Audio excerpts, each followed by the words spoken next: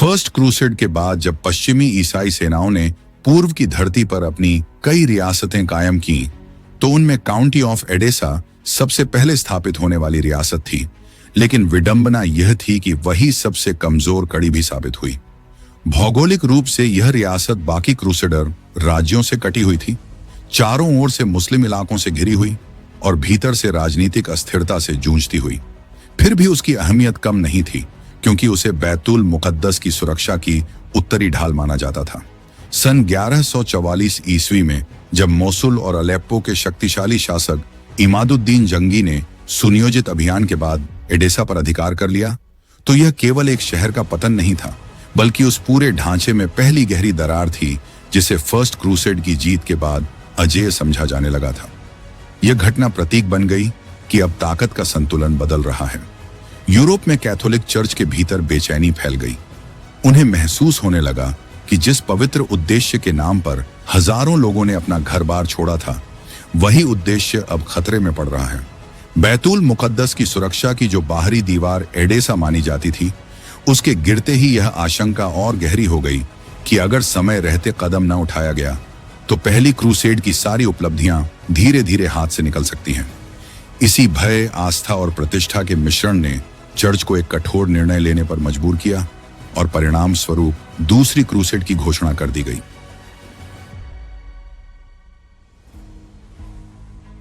Pope की पुकार के बाद यूरोप में फिर से मजहबी जोश उठ खड़ा हुआ।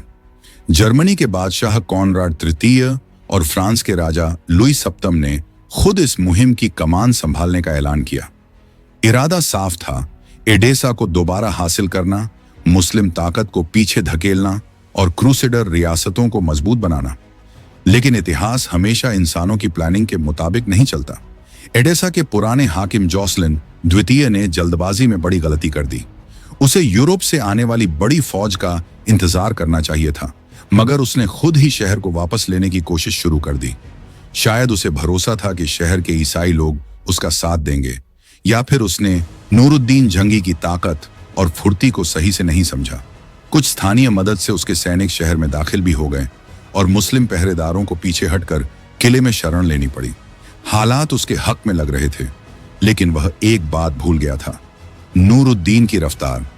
जैसे ही एडेसा से खबर पहुंची, नूरुद्दीन ने बिना वक्त गंवाए चुनी हुई फौज तैयार की और तुरंत कूच कर दिया। यह कोई आम सफर नहीं था, बल्कि तेज और लगातार बढ़ता हुआ मार्च था, जिसमें आराम का नाम नहीं था। रास्ते में घोड़े थक जाते तो उन्हें छोड़ दिया जाता और नए घोड़े ले लिए जाते, क्योंकि मकसद साफ था, दुश्मन को संभलने का मौका न मिले। रात के अंधेरे में अचानक उनका लश्कर एडेसा के दरवाजों पर पहुंच गया। हैरानी की बात यह थी कि शहर के दरवाजे खुले थे और ज्यादातर क्रूसेडर सैनिक अंदर किले की घेराबंदी में उलझे हुए थे। किसी ने सोचा भी नहीं था कि जवाब इतनी जल्दी आएगा। फिर जो हुआ वह बिल्कुल अचानक था। नूरुद्दीन के सवार शहर में घुस आए और एकदम से हुए हमले ने क्रूसेडर फौज को हिलाकर रख दिया। उसी वक्त किले में घिरे मुस्लिम सैनिक भी बाहर निकल आए और दुश्मन दो तरफ से घिर गया। हालात बिगड़ते देख जोसलिन ने भाग निकलना ही बेहतर समझा और उसकी फौज भी बिखर गई। इस तरह एडेसा दोबारा नूरुद्दीन जंगी के कब्जे में आ गया। इसके बाद नूरुद्दीन ने सख्त फैसला लिया। जिन लोगों ने दुश्मन का साथ दिया था, उनके खिलाफ कार्रवाई की गई। उसका मकसद सिर्फ सजा देना नहीं था, बल्कि साफ संदेश देना था कि सल्तनत के अंदर गद्दारी बर्दाश्त नहीं की जाएगी। धीरे धीरे एडेसा अपनी पुरानी अहमियत खो बैठा और इतिहास में एक सबक बनकर रह गया। उधर जर्मनी और फ्रांस की बड़ी क्रूसेडर फौजें जब तक रवाना होकर आगे बढ़ती रहीं, जिस शहर को बचाने के लिए वे निकली थीं, वह पहले ही हाथ से जा चुका था। अब उनका निशाना बदलने वाला था। अब तक हम समझ चुके हैं कि उस दौर में तुर्क इलाकों में सल्जुक सल्तनत पूरी तरह खत्म नहीं हुई थी। सन 1147 ईस्वी में सल्तनत का सबसे बड़ा नाम किलिज अरसलान इस दुनिया में नहीं था, लेकिन उनके बेटे सुल्तान मसूद अव्वल जिंदा थे और अनातोलिया के बचे हुए सल्जूक इलाकों पर वही हुकूमत कर रहे थे। मसूद सिर्फ एक शासक नहीं थे, बल्कि अपने पिता की हार की टीस भी अपने दिल में लिए बैठे थे। पहली क्रूसेड के दौरान सल्जूक ताकत को जो झटका लगा था, उसकी याद अभी ताजा थी और मसूद बरसों से ऐसे मौके की तलाश में थे जब वे हालात पलट सकें। जब उन्हें खबर मिली कि जर्मन बादशाह कॉनराड तृतीय एक बड़ी फौज लेकर अनातोलिया के रास्ते शाम की तरफ बढ़ रहे हैं, तो उन्होंने इसे सिर्फ एक गुजरती हुई सेना नहीं समझा, बल्कि अपने लिए इंतजार किया हुआ मौका माना। मसूद ने सीधी भिड़ंत का रास्ता नहीं चुना। उन्हें पता था कि सामने से टकराने पर भारी हथियारों और संगठित यूरोपीय दस्तों से जूझना आसान नहीं होगा। इसलिए उन्होंने वही तरीका अपनाया जो तुर्की घुड़सवारों की पहचान बन चुका था। तेज रफ्तार, अचानक हमला और फिर पल भर में ओझल हो जाना। पहाड़ी दर्रों और टेढ़े मेढ़े रास्तों से उनके घुड़सवार निकलते, जर्मन लश्कर पर तीरों की बारिश करते और फिर वापस घाटियों में गुम हो जाते। जर्मन सेना का बड़ा हिस्सा पैदल सैनिकों का था। भारी कवच, लंबी कतारें और सीमित घुड़सवार। वे खुले मैदान की लड़ाई के लिए तो तैयार थे, लेकिन इन तेज और बिखरे हुए हमलों के सामने वे खुद को असहाय पा रहे थे। सिर्फ 3 दिनों में हालात बिगड़ने लगे। लगातार हमलों ने उनकी रफ्तार तोड़ी और उससे भी बड़ी मार पड़ी रसद पर। खाने पीने का सामान कम होने लगा। पानी के स्रोत तुर्कों ने अपने कब्जे में ले लिए या रास्ते काट दिए। गर्मी, लंबा सफर और हर वक्त हमले का डर, इन सब ने मिलकर जर्मन सेना का मनोबल गिरा दिया। तुर्क सिर्फ जान का नुकसान नहीं कर रहे थे, बल्कि हर हमले के बाद सामान और घोड़े भी अपने साथ ले जाते थे। अब आगे बढ़ना मुश्किल होता जा रहा था। आखिरकार कॉनराड तृतीय को पीछे हटने का फैसला लेना पड़ा, लेकिन वापसी भी आसान नहीं थी। पीछे मुड़ते ही तुर्क हमले और तेज हो गए। शाही दस्ते तक तीरों की जद में आ गए। खुद कॉनराड तृतीय घायल हुए। इलाज समय पर मिल गया, इसलिए उनकी जान बच गई, लेकिन सेना बुरी तरह टूट चुकी थी। जो कभी एक विशाल और आत्मविश्वासी लश्कर था, वह अब थका हुआ, बिखरा हुआ जत्था बन चुका था। कई दिनों की मुश्किलों के बाद वे किसी तरह निकिया पहुंचे। शहर की दीवारों के अंदर कदम रखते ही उन्हें राहत मिली, क्योंकि तुर्की घुड़सवार अपने इलाकों में लौट चुके थे। इस तरह सुल्तान मसूद अव्वल ने बिना बड़ी खुली भिड़ंत के अपने पिता की हार का हिसाब काफी हद तक बराबर कर दिया। लेकिन मुसीबत यहीं खत्म नहीं हुई। निकिया में जर्मन सैनिकों की हालत खराब थी। घाव, थकान और भूख ने उन्हें तोड़ रखा था। ऊपर से शहर के व्यापारियों ने हालात का फायदा उठाया और खाने पीने की चीजों के दाम कई गुना बढ़ा दिए।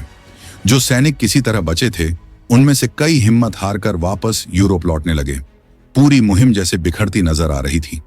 तभी एक खबर आई जिसने बचे हुए लश्कर में थोड़ी उम्मीद जगाई। फ्रांस के बादशाह लुई सप्तम अपनी फौज के साथ अनातोलिया में दाखिल हो चुके थे। अब कुछ समय बाद दोनों बादशाह निकिया के बाहर मिले। कॉनराड ने लुई को अनातोलिया में झेली गई तबाही की पूरी कहानी सुनाई। कैसे पहाड़ी रास्तों में सेना पिस गई, कैसे रसद खत्म हो गई और कैसे तेज घुड़सवारों ने भारी लश्कर को थकाकर तोड़ दिया। इस अनुभव के बाद दोनों ने समझ लिया कि अनातोलिया के अंदरूनी रास्तों से गुजरना बेहद खतरनाक है। इसलिए फैसला हुआ कि तुर्क तीरंदाजों और पहाड़ी हमलों से बचने के लिए समुद्री रास्ता बेहतर रहेगा। कॉनराड तृतीय समुद्र के रास्ते सीधे फिलिस्तीन की ओर रवाना हो गए, जबकि लुई सप्तम अपनी सेना के साथ आगे बढ़ते हुए अंताकिया पहुंचे। अंताकिया का शासक रेमंड लुई का रिश्तेदार था, इसलिए शुरुआत में माहौल दोस्ताना रहा। लेकिन जब लुई ने साफ किया कि उनका असली मकसद एडेसा को दोबारा हासिल करना है, तो रेमंड ने इस योजना पर सवाल खड़े कर दिए। उसका तर्क था कि एडेसा अब पहले जैसा मजबूत शहर नहीं रहा। उसे दोबारा बसाने में समय और ताकत दोनों लगेंगे। अगर सच में जीत चाहिए तो नूरुद्दीन जंगी की असली ताकत पर वार करना होगा, अलेप्पो या दमिश्क जैसे बड़े शहरों पर। वहां चोट पहुंचाने से हालात सच में बदल सकते हैं।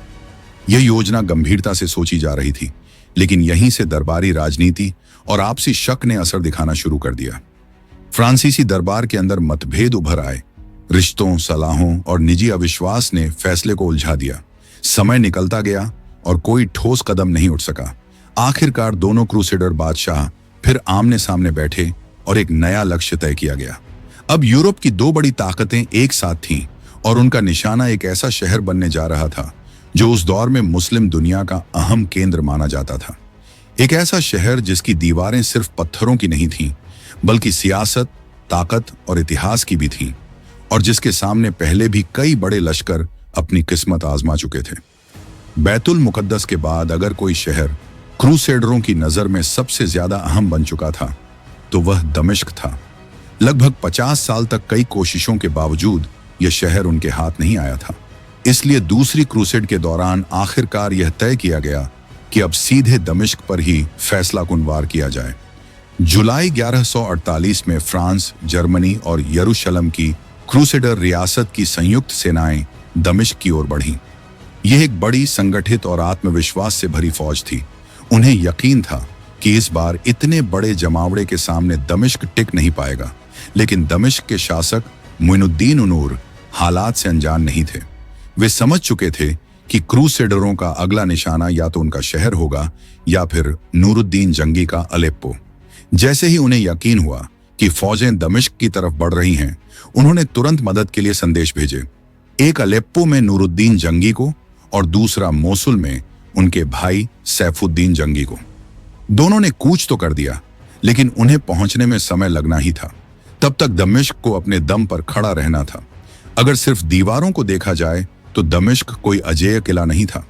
उसकी दीवारें बहुत ऊंची नहीं थीं और न ही चारों तरफ गहरी खाइयां थीं। लेकिन उसकी असली ताकत शहर के बाहर फैले घने बाग थे। पेड़ों, झाड़ियों और संकरे रास्तों का ऐसा जाल था कि कोई भी बड़ी सेना वहां आसानी से फैलकर लड़ नहीं सकती थी। यही बाग दमिश्क की ढाल बन गए। रक्षक इन झुरमुटों में छिप जाते, अचानक तीर चलाते और फिर गायब हो जाते। हमलावरों को साफ मैदान ही नहीं मिल रहा था। मुइनुद्दीन ने सिर्फ सैनिकों पर भरोसा नहीं किया, उन्होंने शहर के आम लोगों को भी तैयार किया। मस्जिदों में लोगों को जमा कर हौसला बढ़ाया गया। गलियों में पत्थर और लकड़ियां जमा करवाई गईं, ताकि अगर दुश्मन अंदर घुस आए तो हर गली एक नई रुकावट बन जाए। यह सिर्फ एक फौजी घेराबंदी नहीं थी, बल्कि पूरे शहर की सामूहिक तैयारी थी। 24 जुलाई 1148 को क्रूसेडर सेनाएं दमिश्क के पश्चिमी हिस्से में पहुंची और बाघों के रास्ते आगे बढ़ीं। जैसे ही वे अंदर दाखिल हुईं, उन पर ऊपर से तीरों की बारिश शुरू हो गई। रक्षक अचानक सामने आते, वार करते और फिर पेड़ों के बीच ओझल हो जाते। दिन ढलते ढलते क्रूसेडर शहर के करीब खुले मैदान तक तो पहुंच गए, लेकिन दीवारों के भीतर दाखिल नहीं हो सके। उधर मुइनुद्दीन समझते थे कि सीधी भिड़ंत में वे ज्यादा दिन नहीं टिक पाएंगे, इसलिए उन्होंने एक और रास्ता अपनाया, सियासत का। कभी कर देने की बात करते, कभी समझौते का इशारा देते और साथ ही दुश्मन के भीतर शक के बीज बोते रहे। यरूशलेम के नेताओं तक यह बात पहुंचाई गई कि फ्रांस और जर्मनी के राजा अगर दमिश्क जीत गए तो अगला निशाना उनकी रियासतें भी हो सकती हैं। यह शक बेकार नहीं था, क्योंकि स्थानीय क्रूसेडर सरदार यूरोप से आए शासकों पर पूरी तरह भरोसा नहीं करते थे। धीरे धीरे क्रूसेडर खेमे के अंदर आरोप प्रत्यारोप शुरू हो गए।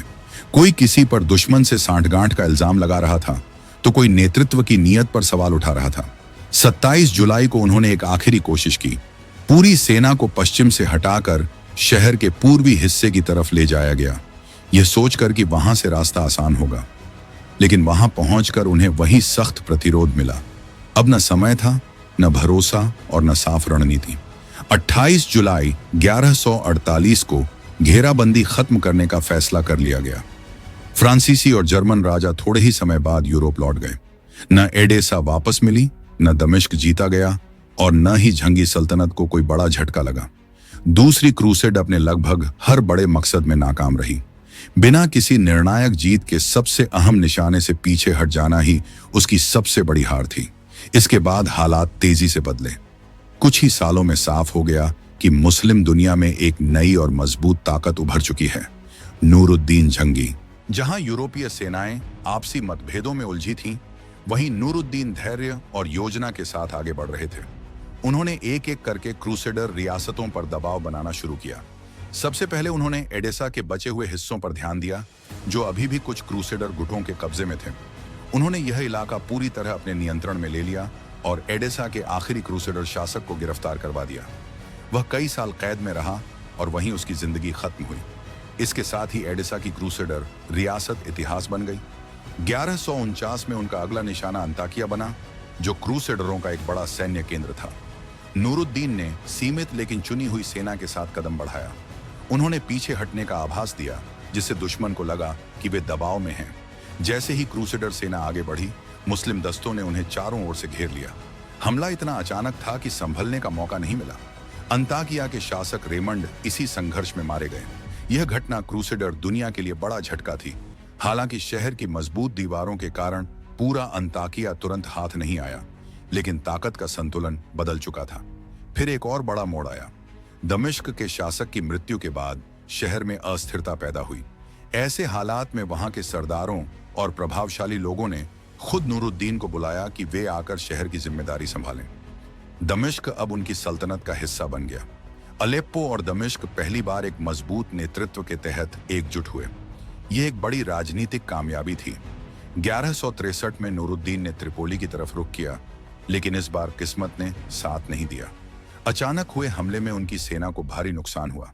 वे किसी तरह बच निकले, मगर यह उनके लिए बड़ा झटका था। कहा जाता है कि इस हार ने उन्हें अंदर तक बदल दिया। उन्होंने ऐश और आराम से दूर रहने और अपनी पूरी ताकत मिशन पर लगाने का संकल्प लिया। वे इस संघर्ष को सिर्फ सत्ता की लड़ाई नहीं मानते थे, बल्कि एक जिम्मेदारी समझते थे। 1164 में हराम के किले के पास एक बड़ा टकराव हुआ। त्रिपोली, अंताकिया और यरूशलेम की संयुक्त सेनाएं सामने थीं। नूरुद्दीन ने फिर चाल चली। लड़ाई शुरू होते ही उन्होंने अपनी सेना के एक हिस्से को पीछे हटने का आदेश दिया। क्रूसेडर घुड़सवार उनके पीछे दौड़े और अपनी पैदल सेना को अलग छोड़ बैठे। यही वह मौका था जिसका इंतजार था। बाकी मुस्लिम दस्तों ने पैदल सैनिकों पर जोरदार दबाव बनाया और फिर पीछे हटती टुकड़ी भी पलटकर हमला कर बैठी। कुछ ही समय में विरोधी सेना बिखर गई। इस संघर्ष में कई बड़े नेता कैद कर लिए गए। हराम की इस जीत ने हालात बदल दिए। अब क्रूसेडर रियासतें रक्षात्मक हो चुकी थीं और अलेप्पो व दमिश्क एक झंडे के नीचे खड़े थे। दमिश्क की दीवारों से लेकर हराम के मैदान तक जो सिलसिला शुरू हुआ था, उसने ताकत का नक्शा बदल दिया। दूसरी क्रूसेड की नाकामी ने यह साफ कर दिया कि अब मैदान में सिर्फ यूरोप की तलवारें नहीं चलेंगी, बल्कि रणनीति, सब्र और मजबूत नेतृत्व ही इतिहास का रुख तय करेगा। नूरुद्दीन जंगी ने एक एक कदम सोच समझकर बढ़ाया, बिखरे हुए इलाकों को जोड़ा और एक ऐसा आधार तैयार किया जिस पर आगे चलकर और भी बड़ी इमारत खड़ी होने वाली थी। लेकिन हर बड़े दौर के पीछे एक नई कहानी जन्म लेती है और नूरुद्दीन के साए में भी एक नया नाम उभर रहा था। एक ऐसा युवा जो अभी पर्दे के पीछे था, मगर जल्द ही सामने आने वाला था। वही युवा आने वाले सालों में न सिर्फ जंग के मैदान में, बल्कि सियासत और अखलाका में भी एक नई मिसाल कायम करेगा। अगले एपिसोड में हम देखेंगे कि कैसे यह नौजवान कमांडर मिस्र की सियासत में दाखिल होता है, कैसे हालात उसे आगे धकेलते हैं और कैसे धीरे धीरे वह पूरी उम्मत की उम्मीद बन जाता है, जिसका नाम है सलाहुद्दीन अय्यूबी। अगर आप जानना चाहते हैं कि बैतुल मुकद्दस की किस्मत कैसे बदली और सलाहुद्दीन अय्यूबी ने इतिहास में अपना नाम कैसे दर्ज किया, तो जुड़े रहिए कीप बीइंग जिज्ञासु के साथ, क्योंकि असली कहानी अब शुरू होने वाली है। हिस्ट्री ऑफ क्रूसेड्स सीरीज को शुरू से देखने के लिए यहाँ क्लिक करें और यहाँ देखें कैसे घुमक्कड़ व्यापारियों का टोला पूरे भारतवर्ष को गुलामी को ओर धकेल गया।